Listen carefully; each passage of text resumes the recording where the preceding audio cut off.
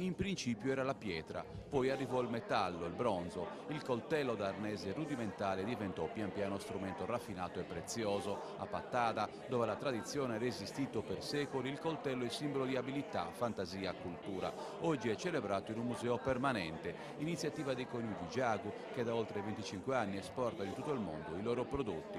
Centinaia di pezzi esposti, reperti del Neolitico e oggetti più recenti legati al mondo agropastorale e ancora coltelli provenienti da tutto il mondo, oltre che le resolze dei migliori artigiani del paese. In parte li abbiamo proprio scelti noi, in base diciamo anche al gusto personale, in base anche alla qualità dei pezzi. Conoscendo diversi artigiani abbiamo cercato di contattare gli artigiani che meglio rappresentano quello che è il coltello artistico contemporaneo.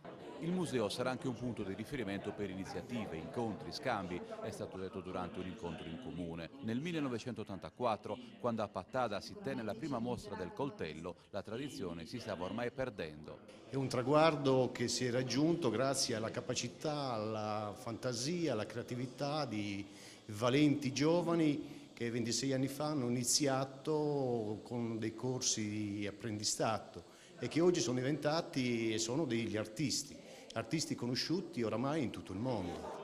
L'iniziativa dei coniugi Giagu è stata resa possibile grazie all'intervento di circa 30 sponsor privati.